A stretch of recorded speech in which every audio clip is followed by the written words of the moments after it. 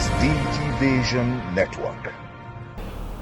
Hello and welcome to the program Digivation Network, your lead to the digital ecosystem. I am Adaze Okiaine, standing in for the regular anchor, Bayo Agabi. Remember, you can be part of the show by subscribing to our YouTube channel, www.youtube.com/Digivation Network, and follow us on our social media handles displayed on your screen. This is Digivation Network. In this edition, we consider the new mobile banking service charge for the unstructured supplementary service data, popularly called USSD, recently mandated by the Central Bank of Nigeria and Nigeria Communications Commission, NCC.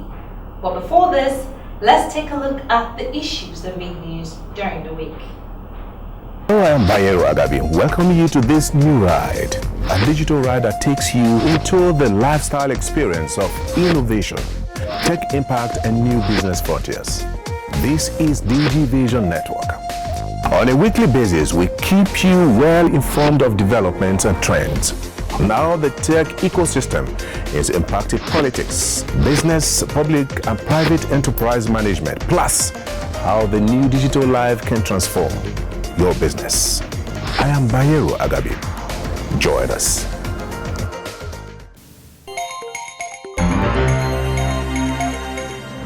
As technology evolves, its integration with our everyday lives continue to expand, making our lives easier, helping us more effective at work, and enhancing connection with our family and friends around the world.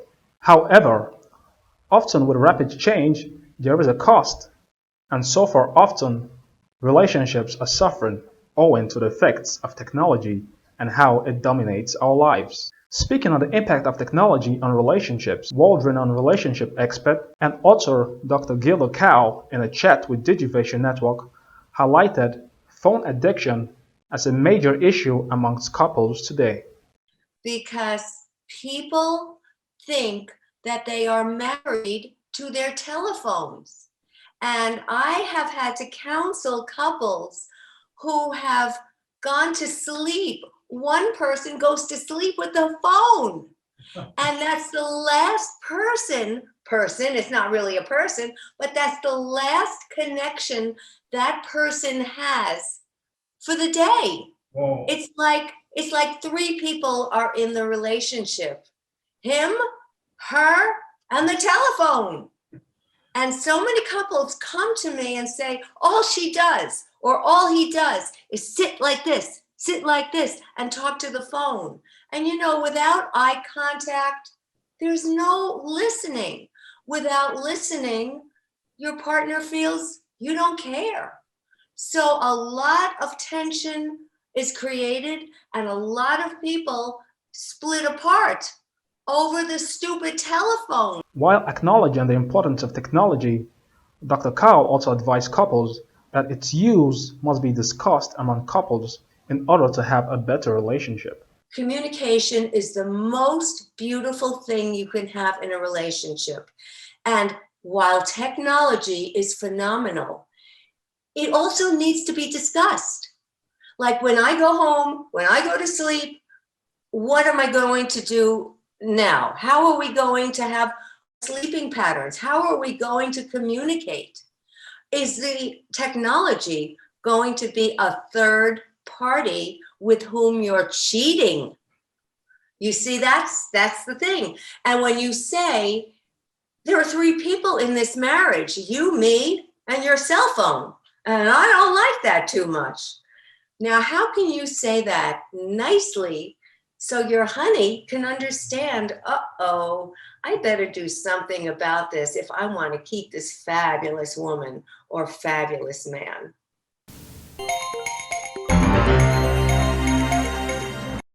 The Unstructured Supplementary Service Data, USSD, is a vital facility offered banks by telecoms operators to the public to aid financial inclusion and facilitate prompt financial transactions.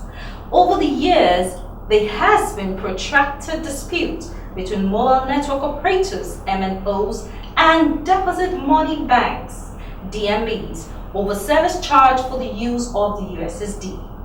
But the recent timely intervention by the CBN and NCC just may be the turning point for all concerned stakeholders.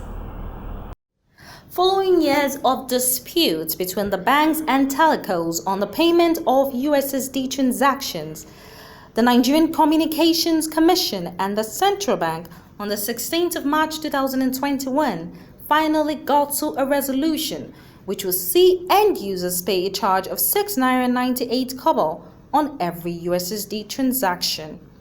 This resolution has met with mixed reactions by Nigerians who utilize the service. If this is going to be at an extra cost, like for example, if I want to buy an 100 naira airtime and I need to pay 7 naira extra, it's going to affect my account balance. And you know how many times people, the average transaction per day for anybody on USSD minimum is 4 to 5 times per day.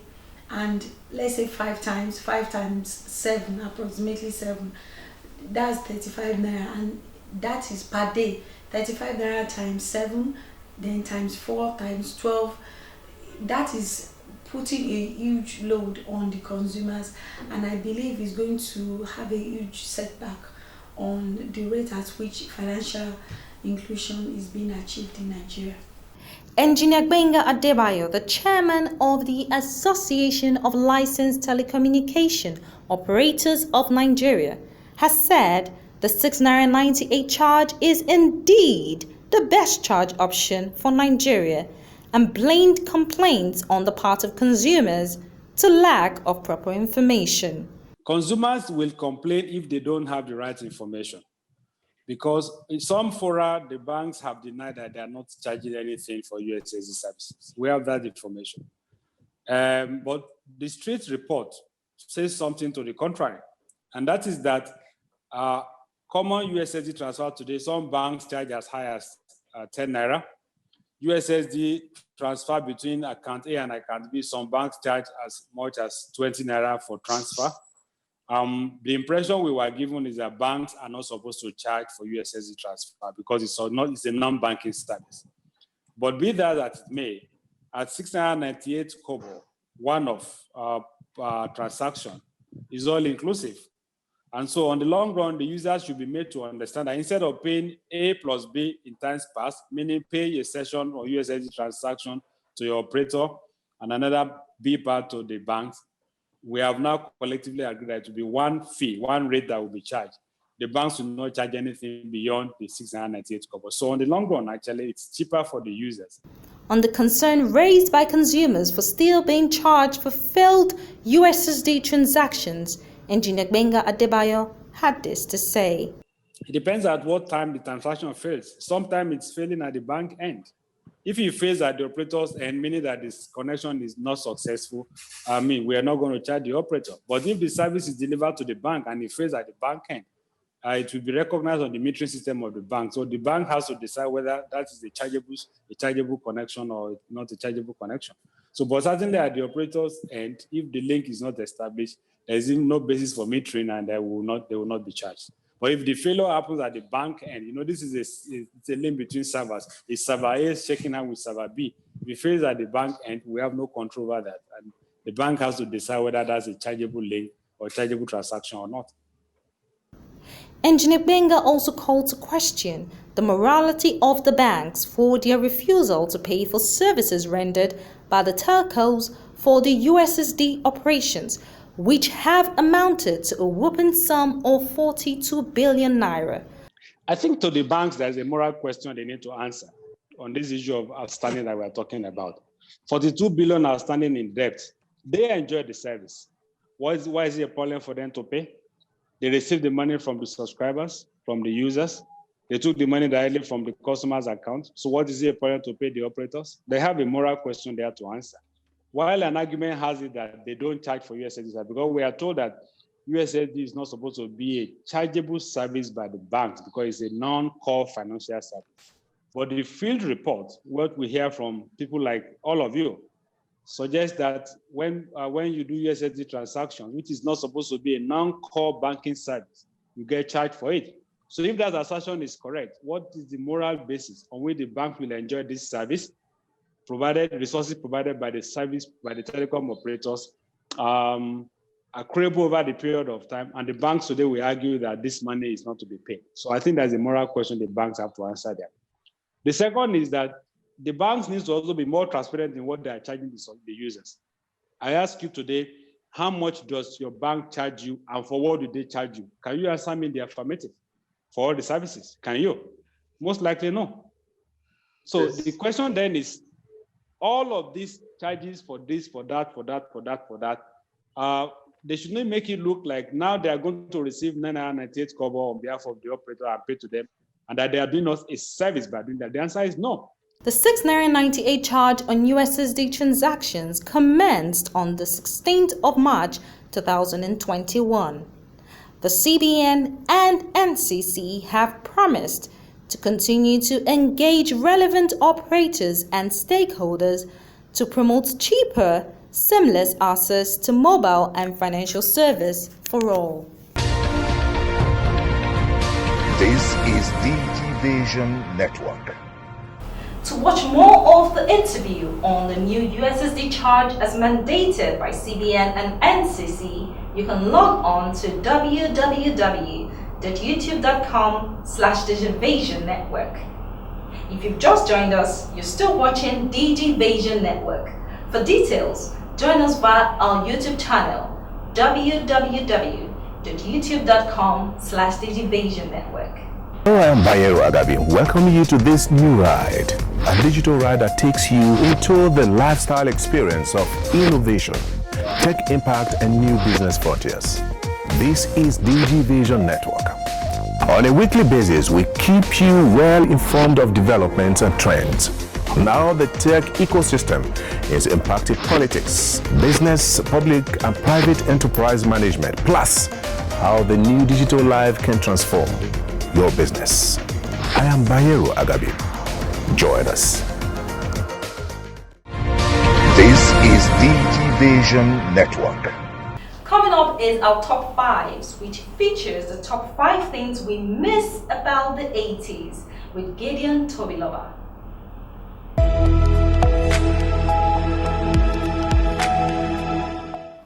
Hello guys, I welcome you to this entertaining edition of the Top 5s. I'm Gideon Tobiloba.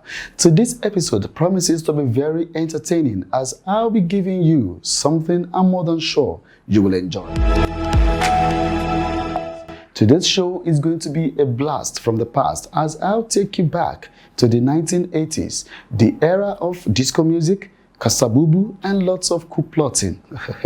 This is going to be a wonderful opportunity to have a feel of the 1980s as I bring you the top 5 things we miss about the 80s.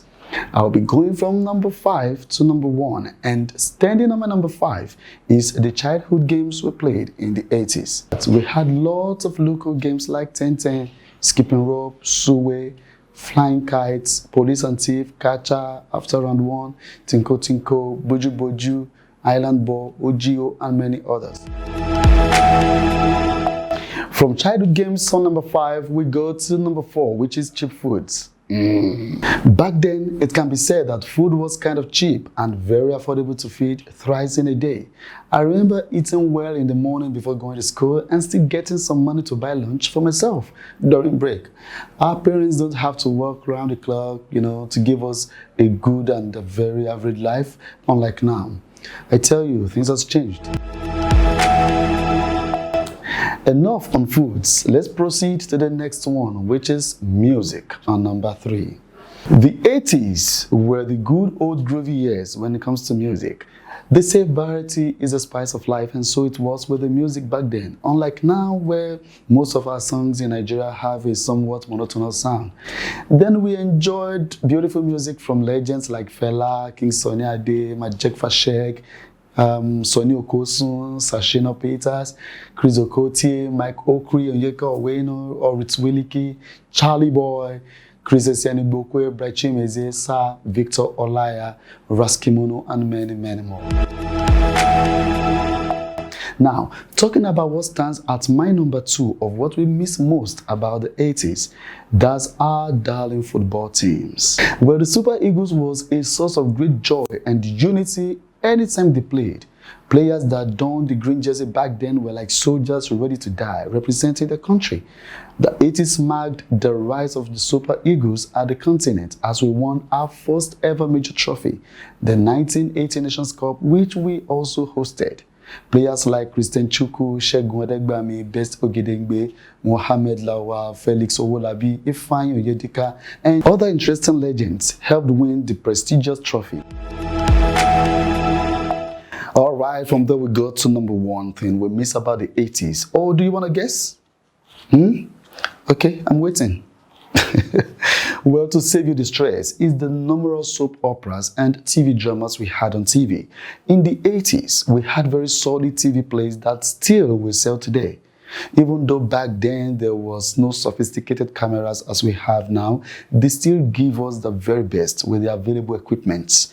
We had very interesting and educative TV dramas like The Village Headmaster, Kokoro Adan, Behind the Clouds, Things Fall Apart, New Masquerade, and many others. These dramas enjoyed a national audience and many still wish they can see it today. This is how we call it today. If you haven't subscribed yet to this channel, please do so now to get notifications of our many other programs. Until next time I come your way, I remain yours sincerely, Gideon Tobilaba. Peace.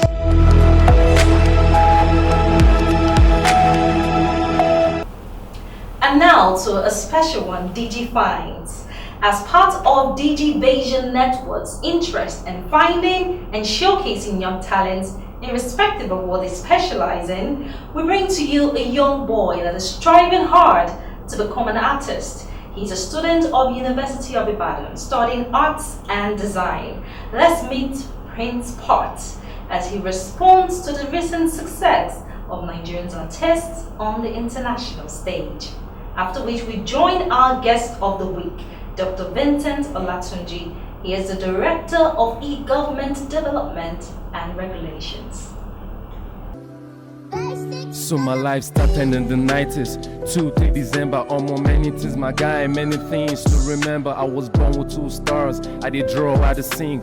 Never realized until I was 3. Okay, back then in the church at a little age, holding the mic, speaking. Everybody expected, Burna Boy to come out big, and it's actually happened. And Whiskey too, Whiskey actually surprised everyone with that award too. Please hear me out. Papa sat me down, son, focus on your book. For you to achieve the dreams, focus on your book. So I took it as a challenge just to make my daddy proud. But deep within, man, the energy leaves. 2011, daddy passed away. Oh, what a loss. Yeah. Really hurts me bad, don't want no. A lot of stuff have been going on the social media concerning Wizkid, Burna Boy, and Davido.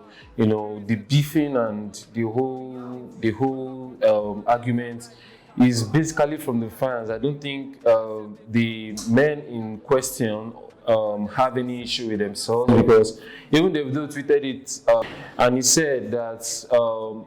In any way it happens that the Grammy Award is actually for Africa and it's for its people, and he stated it's too late to Nigeria and everyone should be at peace, because every win that Burna Boy has made and Wizkid too, that is for Nigeria and Nigeria at large. My bro, you a fucking loser, but I know they give them chance, I know they take their word. I had to focus, my bro, I'm a strict hustler. Many steps where I take just to make some sound. Many nights where I born just to make a hit. I'ma be paid for school, wasted the go studio. Sit down, my friend, you will lose your job. I'm one no saying. I see they go, cause I believe say one day I'm all light go show. I'm a sinner for Instagram and they tag them every day and night. I beg, give me an audience, make I prove myself. They say no. So I say a very big thank you to Burna Boy and a very big thank you to Wizkid. But I don't see reasons why bloggers and fans should also create a huge scene about it, because if you really want to thank Burna Boy for making an impact or thank Wizkid for making an impact, I don't think you need to mention David's name in it. It really gives me hope, ultimate joy whenever I watch your shows. Bro, I really love you so.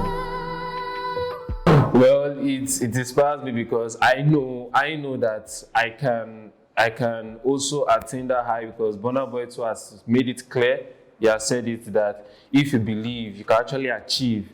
And if you also, it doesn't matter of your race, it doesn't matter of your color, no matter what you do, you just have to stay to tight to the hustle, and definitely hustle will pay.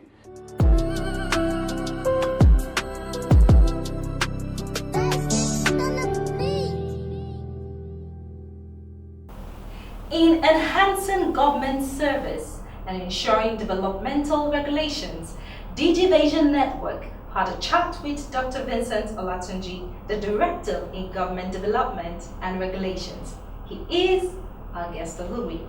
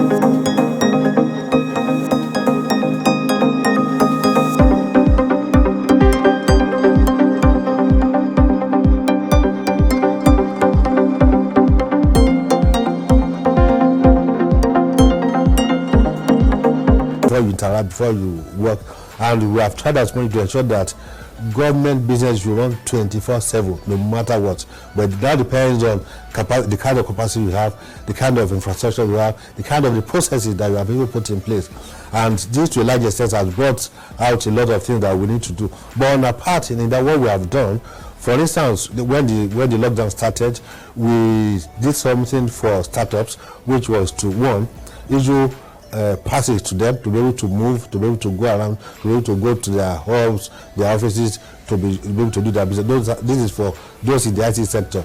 The sector has not been classified as one of the essential services which governments or which people are rendering in the country. So we were able to achieve that during the lockdown. Two, we also did what we called COVID-19 Innovation Challenge.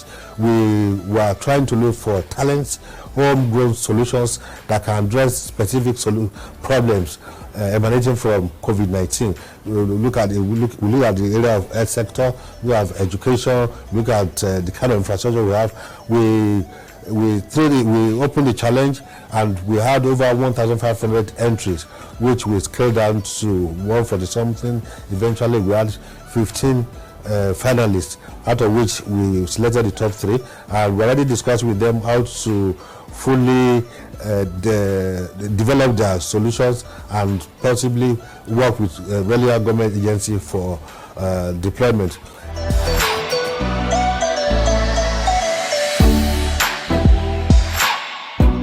I'll look at the measurable milestones in terms of one, the regulatory instruments that we are able to issue. As at last week, I would say we've issued over 15 regulatory instruments to guide the sector on what to do, how to do, the standards, the guidelines, and stuff like that. Two, we have registered thousands of government domains, and this has, to a large extent, increased our identity in the cyberspace, whereby you don't see too many government organizations now now using open domain. We now have an identity which is .ng domain, which we usually do with federal MDAs. We register them, we register states, we register local governments in this agency. That is one thing that we have done again. Then, in addition to that, we have involved ourselves in building capacity. That is, top government officials, directors, PAMSECs, CEOs of government MDs. We have engaged them severally. We have built capacity of over 500 top government officials to introduce them to ICT, to introduce them to the Nigeria e-government master plan, to introduce them to what is called e-governance. What are we doing? The e-governance. To introduce them to how to enhance government digital service delivery. These are things that we are doing to ensure that we properly deploy ICT in the country. So in terms of milestone, we have issued more than 15 guidelines. We have built capacity of over 500 government MDs. We have registered several domains to improve our identity in the cyberspace, and we have organized several awareness workshops. Also, the NAFSA that I mentioned, that is Greek, which is under our Smart Initiative regulatory instrument.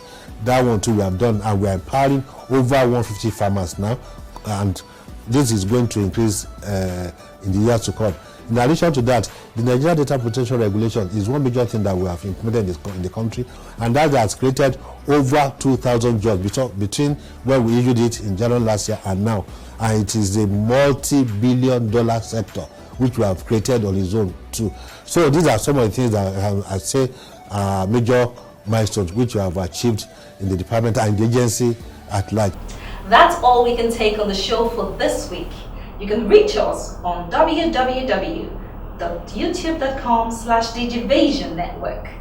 On behalf of our regular anchor, Bayo Agabi, thanks for watching. I am Adaze Okeanine. Till next time.